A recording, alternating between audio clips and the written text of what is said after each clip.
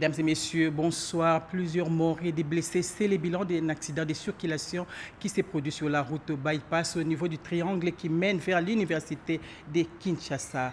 La cloche de réveil vient de sonner pour les finalistes du secondaire. Le go pour les préliminaires de l'examen d'État a été donné aujourd'hui en Banzangongo dans le Congo central par les ministres des tutelles.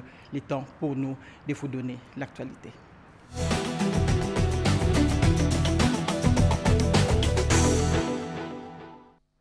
Plusieurs morts et des blessés, c'est le bilan provisoire de l'accident de circulation qui s'est produit en début d'après-midi sur la route bypass, précisément au triangle qui mène vers l'université de Kinshasa.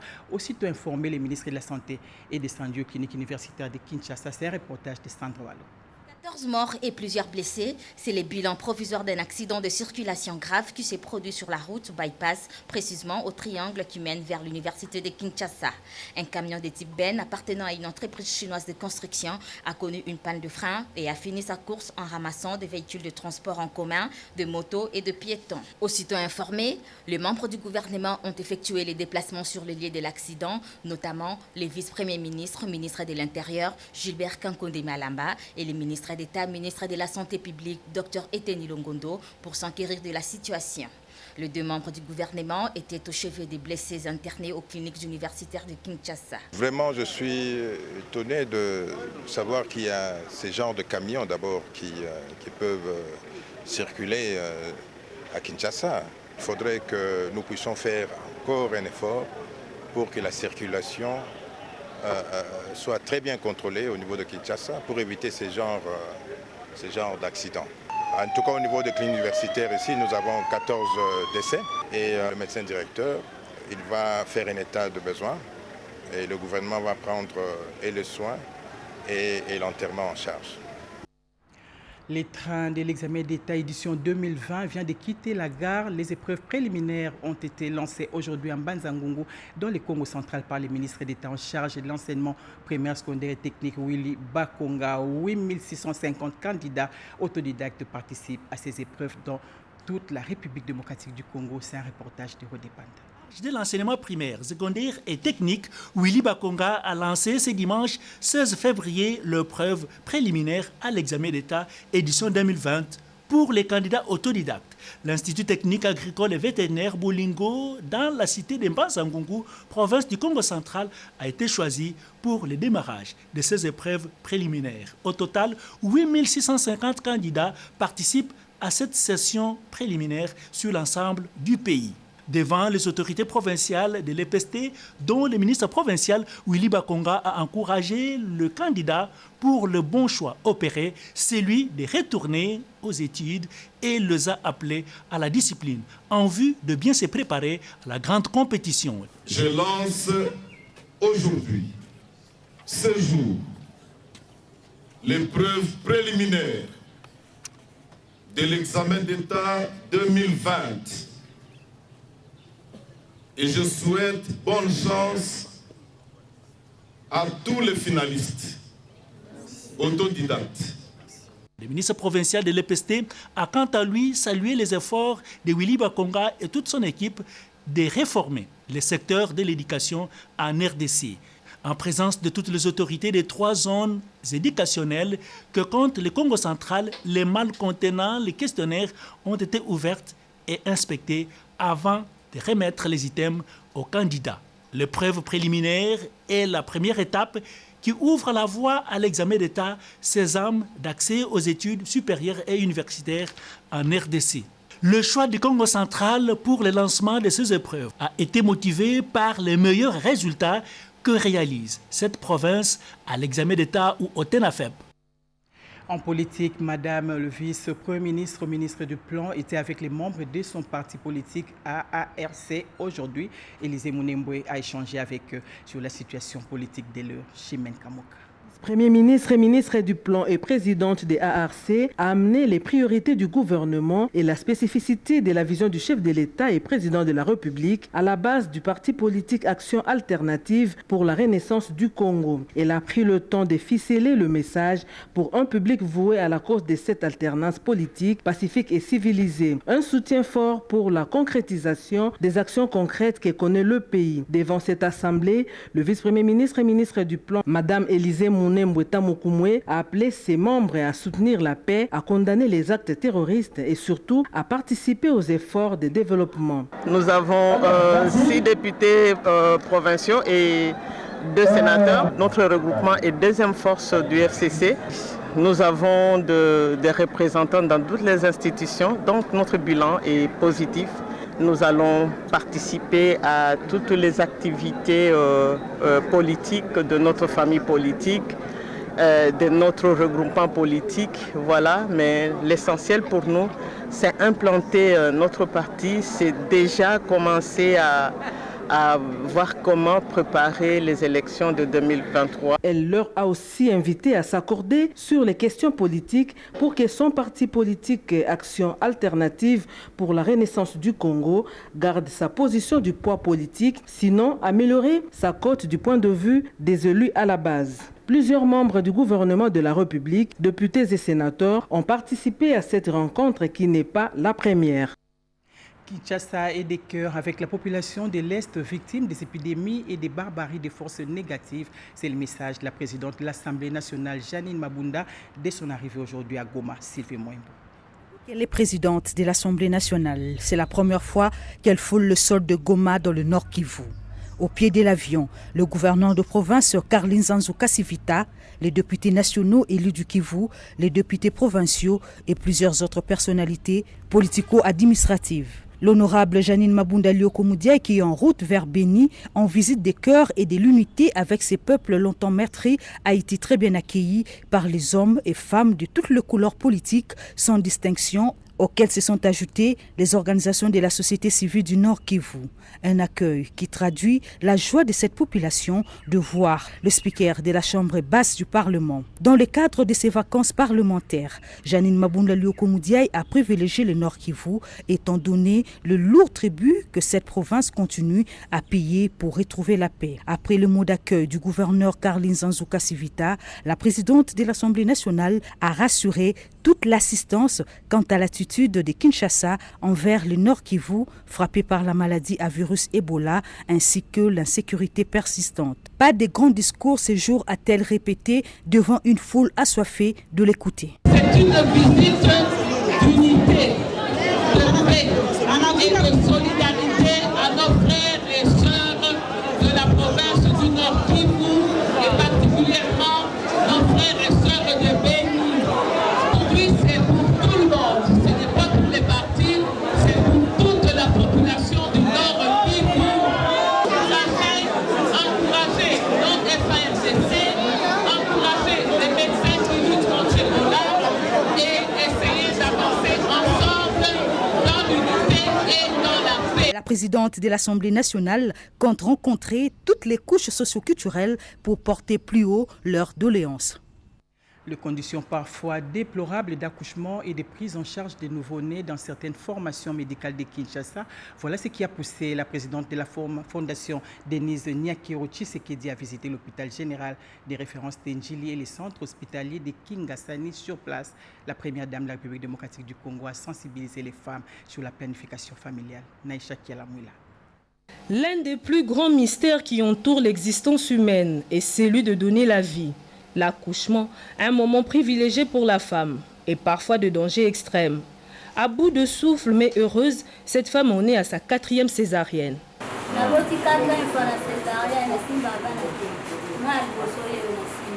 Au départ, un motif de joie, l'accouchement est devenu un chemin de croix pour certaines femmes.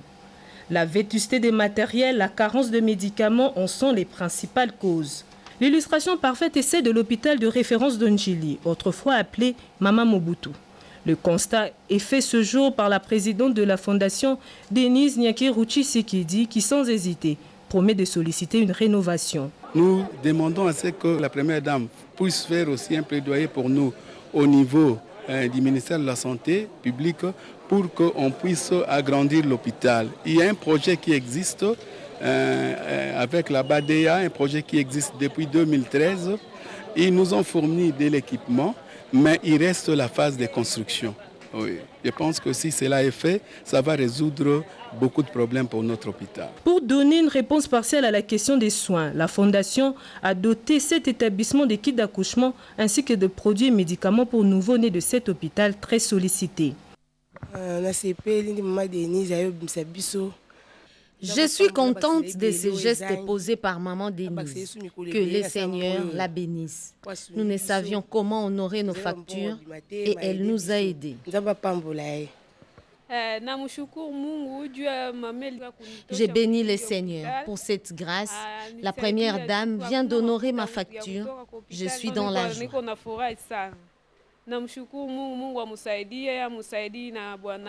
Poursuivant sa tournée du week-end, la présidente de la fondation Denise Nyakeru-Tshisekedi s'est rendue au centre hospitalier de Kingasani, tenu par les sœurs de la congrégation des pauvres de Bergame, et l'unique centre de la zone desservant ainsi une agglomération très importante. Sur place, les accouchés ont vu leur facture être honorée par la fondation. Un véritable soulagement pour ces femmes. Ce centre qui fait peau neuve avec des nouveaux bâtiments d'une grande capacité d'accueil a été visité par Denise Nyakeru-Tshisekedi qui a eu le temps d'en apprécier l'architecture. Le problème identifié, c'est l'état de la route qui ne favorise pas l'accès au centre. Vous-même, vous avez vu, c'est vraiment très en mauvais état. Si la maman peut aussi plaidoyer à qui des droits, afin qu'on puisse nous arranger des routes pour les biens de toute la population de Kingasani et surtout pour les malades qui viennent dans notre centre. Partout où elle est passée, la présidente de la fondation Denise Nyakeru-Tshisekedi a sensibilisé les femmes sur l'importance des consultations prénatales et les grossesses désirées. Donnez naissance quand vous êtes capable d'assumer vos responsabilités. Conseil d'une mère, Denise Nyakeru-Tshisekedi, à ses sœurs trouvées sur place. Vous suivez en page magazine la descente de la première dame dans quelques formations médicales de Kinshasa. Les enfants sourds-muets et trisomiques ont aussi des droits reconnus par la société. La ministre des Personnes vivant avec handicap est descendue au village Bondeko de la commune de Kinshasa pour les réconforter. C'est un reportage de Renette Kolonga. Les enfants trisomiques et sourds-muets sont les enfants les plus vulnérables, car ils ont un problème d'handicap mental qui constitue un frein réel à leur développement intégral. Ils sont souvent victimes de violations de leurs droits, des discriminations et des stigmatisations. Pour leur épanouissement, ils ont besoin de l'assistance sociale. C'est ce qui justifie la descente du ministre des Personnes vivant avec handicap, Irène Essambo, au village Bondeko, dans la commune de Kinshasa, sur l'invitation de la vice-présidente de l'association Sans Frontières, Liliane Itemoningoi. C'est un grand plaisir qu'on a organisé la venue de son Excellence ici au village Bondeko, où je m'occupe seule. Aujourd'hui, l'Excellence est là pour nous donner un bon coup de main. Cette dame qui mène des combats pour faire connaître les droits des enfants trisomiques, qui ont le droit de vivre comme tous les enfants, et pose des actions caritatives à l'endroit de ces enfants. Les objectifs de développement durable à travers le principe ne laisser personne pour compte. Nous disons merci à notre chef de l'État, le président Félix-Antoine Tshisekedi Tshilombo, qui a pensé que notre ministère avait sa raison d'être. Ces enfants ont besoin de l'affection et de l'aide pour décoder les règles des relations et des fonctionnements. C'est pourquoi la vice-présidente de l'association Sans Frontières, Liliane Itemoningoi, invite toute personne de bonne volonté de les soutenir. La conférence internationale sur la couverture santé universelle en République démocratique du Congo fait désormais partie du passé. Parmi les résolutions, l'amélioration de l'offre et de la qualité des services de santé et les contrôles des risques liés aux maladies. Reportage. Améliorer le social des Congolais est l'une des priorités du quinquennat du chef de l'État, Félix-Antoine Tshisekedi Tshilombo.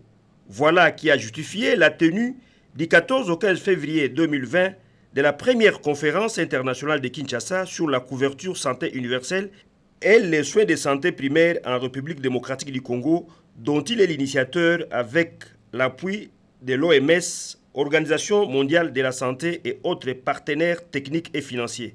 La cérémonie de clôture de ces travaux a été présidée samedi 15 février 2020 à Kempinski Fleuve Hotel, au nom du président de la République, par son conseiller spécial en charge de la couverture maladie universelle, Dr Roger Kamba. C'était en présence de plusieurs personnalités, dont les vice-ministres de la Santé, les membres du cabinet du chef de l'État, les secrétaires généraux de l'administration publique, les présidents des assemblées provinciales, les gouverneurs des provinces, les ministres provinciaux en charge de la santé et autres experts en santé.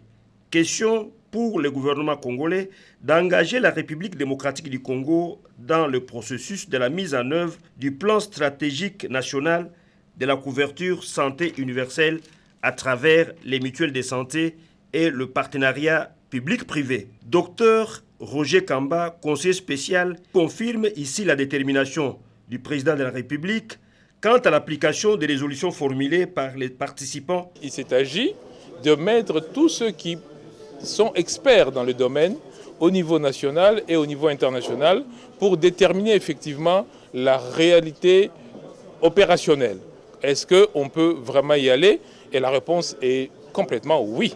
Rappelons que les travaux de Kinshasa étaient subdivisés en 5 commissions parallèles, à savoir amélioration de l'offre et qualité des services de santé, protection contre les risques financiers liés à la maladie, déterminant de la santé, la couverture santé universelle dans les contextes des épidémies en République démocratique du Congo et enfin, gouvernance et financement de la couverture santé universelle.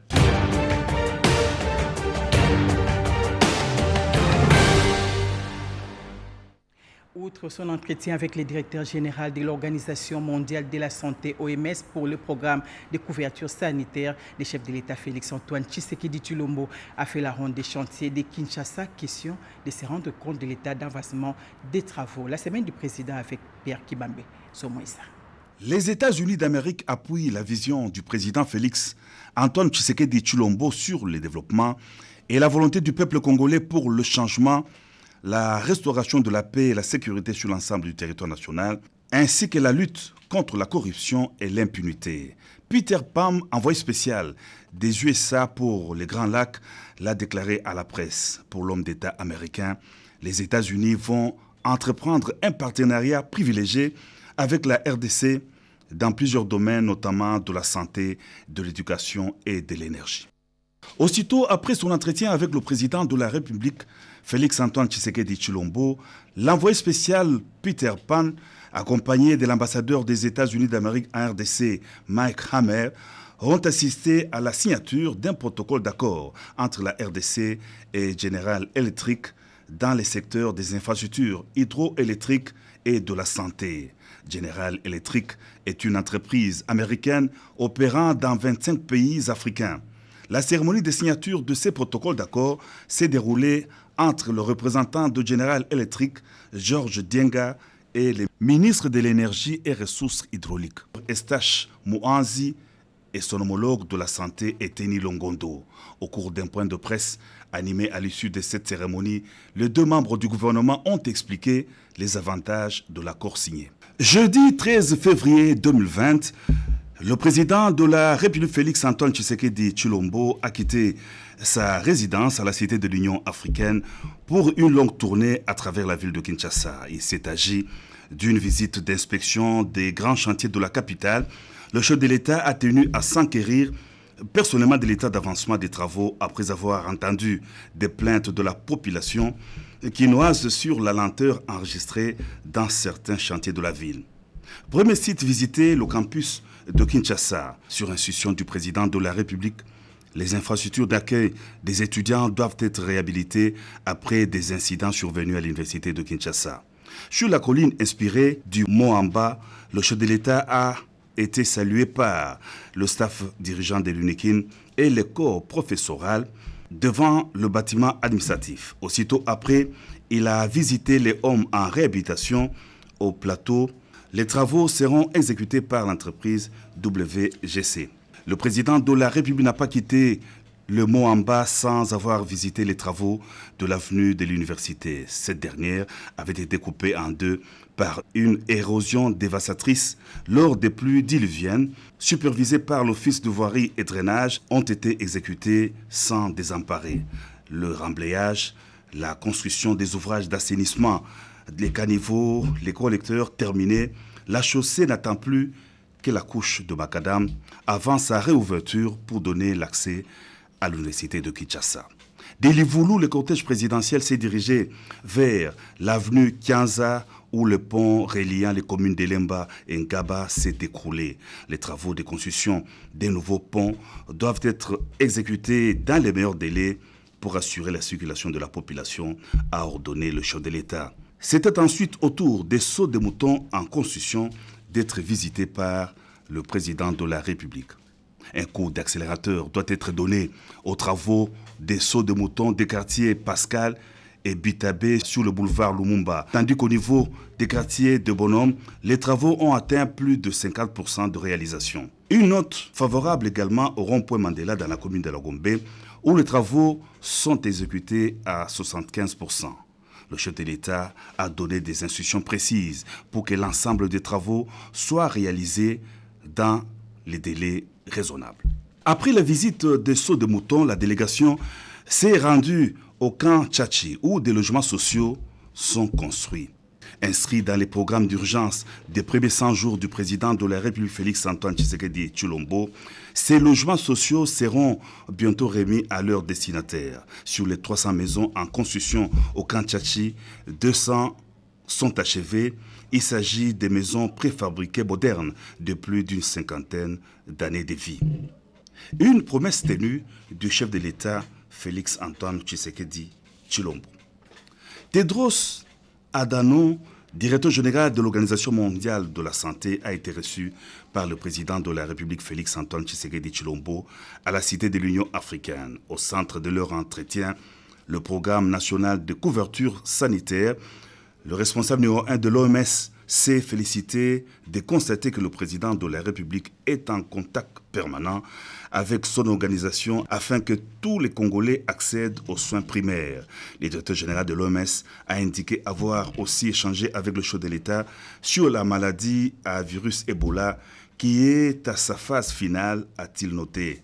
On doit se pencher sur le développement du système santé en RDC auquel le président Félix Antoine Tshisekedi Tshilombo tient beaucoup, a renchéri Tedros Adhanom. La grève des magistrats, la journée internationale de la radio, la descente de la ministre de l'économie à Mongata suite à la flambée des prix des biens de première nécessité. Voilà l'ossature des informations qui ont marqué la semaine qui s'achève. Un résumé de Guetio Matou.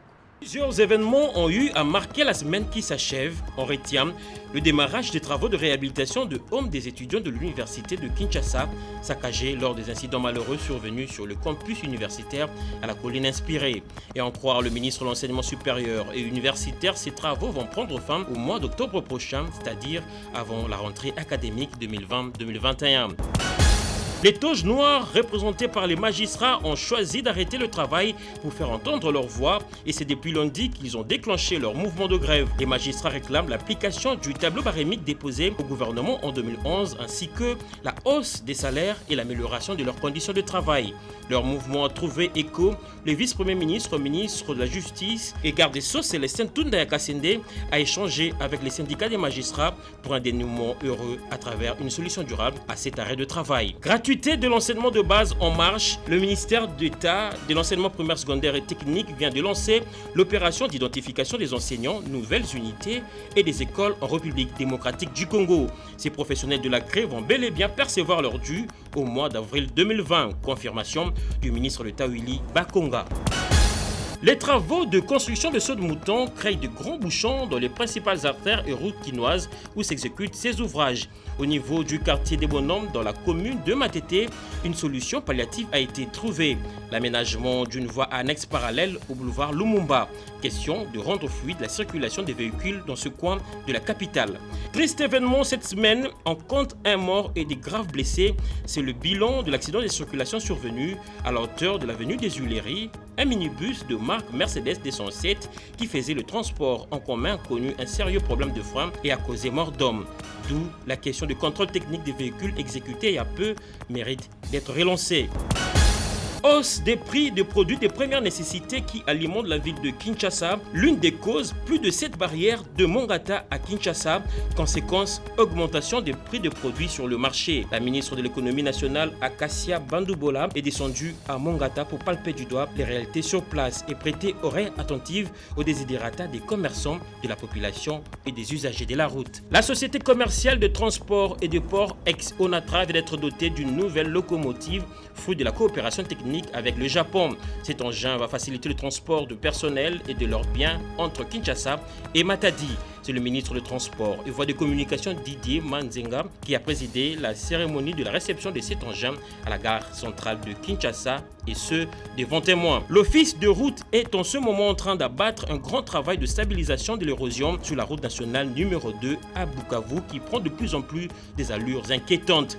Aussi, la construction du pont Wima, toujours dans la province du Sud Kivu. Ces travaux d'une importance capitale vont faciliter l'acheminement de produits agricoles vers les principaux centres de consommation. Chaque 13 février de l'année, l'humanité célèbre la journée mondiale de la radio. Cette année, avec comme thème « Nous sommes la diversité, nous sommes la radio ». Ce média a été en l'honneur le 13 février à travers le monde, une journée proclamée par les États membres de l'UNESCO et adoptée par les Nations Unies en 2012. Cet outil de communication reste puissant jusqu'à ces jours avec une capacité de toucher tout le public. Elle façonne l'expérience de la société dans sa diversité.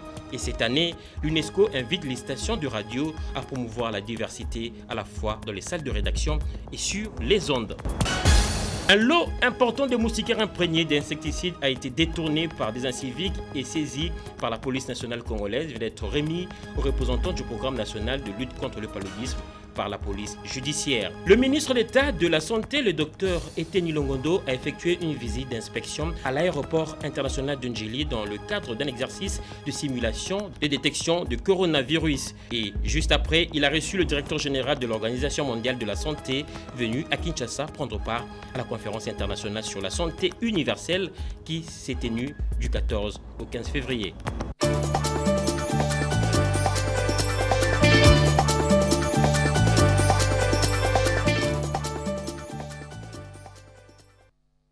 Face à face, Félix Tshisekedi et Antonio Guterres en marge du 33e sommet de l'Union africaine, l'interpellation de l'ancien patron de l'ANER Kalev, les menaces de la fermeture du stade des Martyrs sont là les sujets qui ont fait la une de la rétrospective de la revue de presse, une sélection de Jean-Pierre Ndolo Demazo.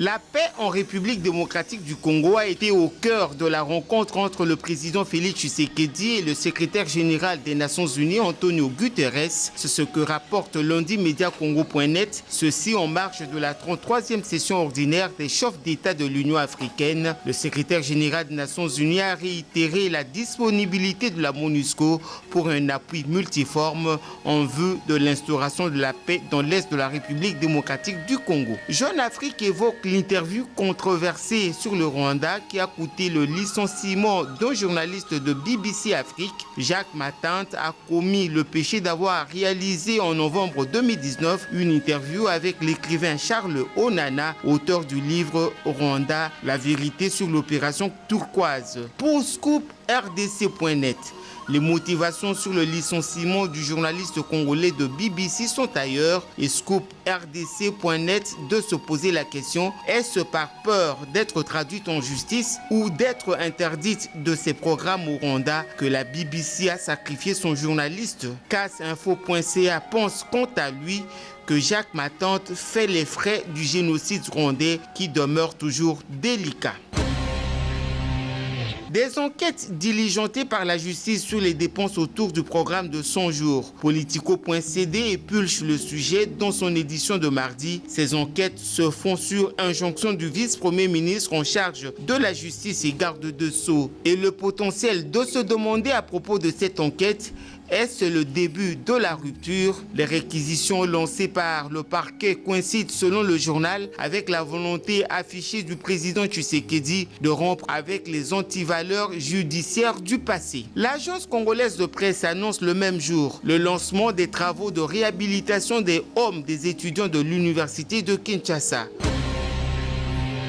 Plus de 100 000 personnes obligées de fuir leur village dans le territoire de Béni. C'est une alerte du Haut Commissariat pour les réfugiés, relayée mercredi par actualité.cd. La situation est plus que grave dans la chefferie de Watalinga, frontière avec l'Ouganda. L'afflux des déplacés, une inquiétude pour le maire de Béniville. Selon la Libre Afrique, la ville de Béni est en proie à l'infiltration des ADF et à la propagation de maladies à virus Ebola. Des activités paralysées dans les cours et tribunaux de Kinshasa. L'Avenir publie l'information dans son édition.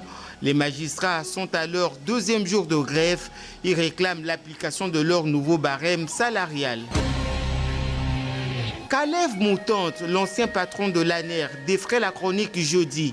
Forum des As rapporte que l'ancienne barbouze a été interpellée par l'ANER, ce que l'incriminé dément. Ouragan FM enfonce Kalev Moutante en relayant les propos de Georges Kapiamba, président de l'association congolaise pour l'accès à la justice, qui affirme que Kalev a été bel et bien interpellé mercredi, mais qu'il a été par la suite relâché. Une information confirmée par RFI qui affirme que l'ANER a interpellé et auditionné son ex-patron pendant plusieurs heures. Le nouveau patron du parquet général près la Cour constitutionnelle est connu. Il s'appelle Paul Mukolo Kokesha. La prospérité évoque sa prise de fonction le mercredi 12 février au cours de la cérémonie de remise et reprise avec son prédécesseur. Le potentiel parle de la visite jeudi par le président de la République Félix Tshisekedi de quelques chantiers de saut de mouton de la ville de Kinshasa sans faire un quelconque commentaire. On boucle cette rétrospective de la revue de presse par cette nouvelle alarmante livrée par scooprdc.net. Le stade des Martyrs de la Pentecôte est sous menace de fermeture. Celui-ci se retrouve sur la liste des 3 stades africains qui ne respectent pas le standard prévu par la CAF. Révélation du président de la FECOFA, Constant Omari. Retour à l'actualité, les ministres des Affaires foncières a signé un arrêté portant création de nouvelles circonscriptions foncières à travers la République démocratique du Congo. Le secrétaire général de ces ministères explique les bien fondés de la mesure. Reportage. Le ministre des Affaires foncières, Aimé Sakombi Molindo, a pris récemment un arrêté créant de nouvelles circonscriptions foncières à travers les territoires nationaux, non seulement pour désengorger ces services de l'État, mais aussi pour rapprocher l'administration des administrés. Pour la ville de Kinshasa, 2 circonscriptions foncières ont vu le jour, de Selembao et de Kintambo. Le secrétaire général aux affaires foncières et le conservateur des titres immobiliers de Selembao explique les bien fondés de cet arrêté ministériel. C'est en termes de besoin. Le besoin en termes d'acquisition de droits ou de contrats s'est fait sentir, et pour qu'on désengorge une circonscription, le ministre, sur proposition du secrétaire général, après avoir fait une enquête, une étude fouillée, le secrétaire général propose au ministre la création d'une circonscription foncière. Je remercie d'abord le ministre. Il a mis les moyens pour que nous puissions nous approcher davantage auprès de la population. Nous sommes sur la grande route, nous sommes non loin de Makala et nous sommes dans la commune de Selembao. Et nous demandons à nos frères et sœurs, ceux qui n'ont jamais fait de titre, qu'ils viennent, il suffit seulement d'écrire au conservateur et nous ouvrons les dossiers et nous transmettons nos dossiers au chef de division du CADAS. Nous allons bientôt lancer une équipe sur terrain pour qu'on fasse la mise à jour, et cela va rencontrer la volonté du président de la République qui a parlé sur la numérisation. La population, principale bénéficiaire de cette mesure, apprécie à sa juste valeur la décision du ministre. Je suis content de voir normalement la circonscription foncière puisse s'installer à Selembao, parce qu'à ce moment-là, les habitants sont les assujettis. Ils sont maintenant prêts des services. Ils peuvent facilement normalement venir poser leurs problèmes, parce qu'avant ils allaient plus loin vers Ngiringiri. Alors avec la vulgarisation, que ces services qui est maintenant à côté d'eux, qui peuvent commencer maintenant à faire, je crois qu'ils pourront normalement résoudre beaucoup de problèmes. Les circonscriptions foncières sont créées pour éviter l'interférence des commissionnaires, souvent à la base des conflits fonciers. Parlons agriculture avec la remise de 46 machines au programme d'appui au pôle d'approvisionnement de Kinshasa en produits vivriers maraîchers Papakine. C'est le premier lot du don de la Sokakro pour la modernisation de l'agriculture des Panda. Ces premiers lots de machines remis officiellement par la Société de construction et de vente des produits agroalimentaires Socagro au programme d'appui au pôle d'approvisionnement de Kinshasa en produits vivriers et maraîchers Papakine est destiné aux organisations paysannes de Kikwit dans la province du Kwilu. Il est constitué de 46 machines, 23 moulins et 23 égreneuses. Témoin de l'événement, le directeur de cabinet du ministre de l'Agriculture, le professeur Christophe Assanzi. Nous voulons moderniser notre agriculture. En produit, il faut ajouter de la valeur pour réaliser des recettes et pour améliorer leurs conditions de vie. Cette offre réceptionnée par Papakine va soulager, tant soit peu, les efforts des paysans agriculteurs, a souligné le secrétaire général de l'agriculture. Nous sommes venus voir le matériel, c'est-à-dire les moulins et les égreneuses qui sont là. Moi, personnellement, je suis satisfait. Il faut noter que ce geste de Socagro Asrel est une réponse positive à l'appel d'offres lancé par le ministère de l'Agriculture à tous les partenaires du secteur agricole par le biais de Papakine. Son administrateur gérant décrit cette commande. Pas croire que les choses viennent toujours d'ailleurs, de la Chine, je ne sais pas où. Non, nous avons les compétences pour pouvoir changer notre agriculture. De son côté, le fabricant de ces engins, Agrimac, rassure que la main-d'œuvre est à 100% congolaise. Bon, les machines ont été fabriquées par le matériel trouvé localement. Nous avons utilisé les gens qui ont étudié à l'ISTA, les gens qui ont étudié à l'INPP, et ensemble nous avons fait ces genres. Comme les machines doivent partir dans les banlieues, donc on fait les machines avec un moteur diesel. Ces machines sont adaptées au milieu rural. Avec son moteur diesel, le moulin peut tenir pendant 1 heure avec seulement 1 litre de gasoil et produire 1,5 tonne de maïs. Des bornes fontaines ont été remises à Kikwit dans la province du Kwilu par le Fonds pour la promotion de l'industrie, nous dit Guy Blaise Kitiki. 5 forages financés par le Fonds de promotion de l'industrie sont installés dans les sites de la ville de Kikwit. Le maire de la ville, adjoint de Kikwit, Jean-Claude Mungala, qui a réceptionné les forages, a saisi l'occasion pour remercier le chef de l'État par le Fonds de promotion de l'industrie pour avoir songé à la population de Kikwit.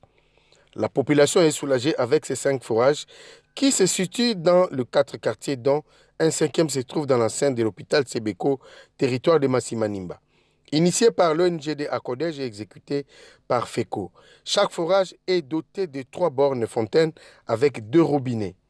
Installées chacune à une distance de 750 mètres à partir du lieu où est situé le forage. L'eau qui y coule est certifiée potable par les services nationaux d'hydraulique rurale. La population de Kikwit 4, je vous invite à utiliser ces ouvrages en responsable, en bon père de famille. Nous devons tous être responsables de ce forage. Les enfants qui viendront puiser de l'eau ici doivent comprendre que c'est un endroit qui doit rester propre. Nous n'allons pas accepter qu'il y ait de la saleté ici. Nous n'allons pas accepter non plus que la gestion de ces forages pose problème. Je vous invite à comprendre que c'est un bien commun. Du côté du Fonds de promotion de l'industrie, le représentant du DG, Tomi Nzazi, a appelé la population à bon usage.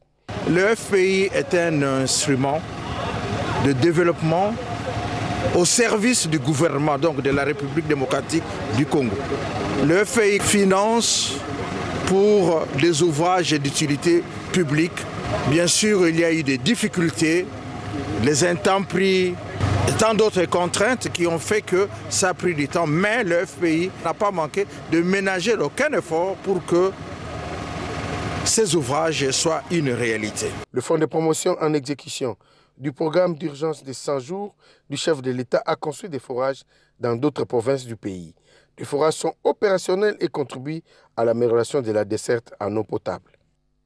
Vers un partenariat entre la SNEL et l'énergie électrique du Congo, le DG du principal fournisseur en énergie électrique du Congo-Brazzaville a visité la centrale hydroélectrique des Zongo 2, question de s'imprégner de l'expérience de la République démocratique du Congo en la matière. Yvette Makuntima pour les détails.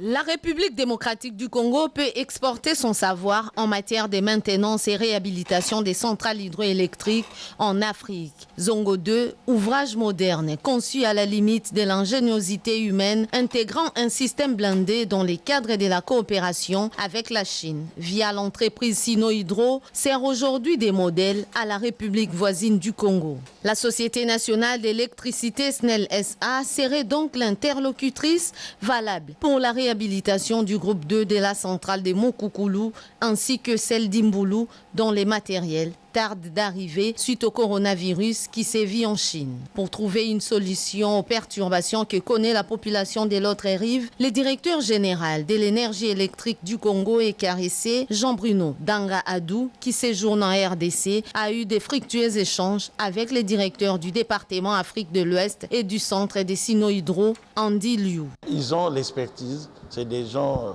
qui sont des spécialistes de construction des centrales hydroélectriques. Donc il fallait que je vienne ici pour apprécier la qualité du travail qui a été réalisé ici, pour être sûr qu'une fois arrivés chez nous, ils feront du bon travail.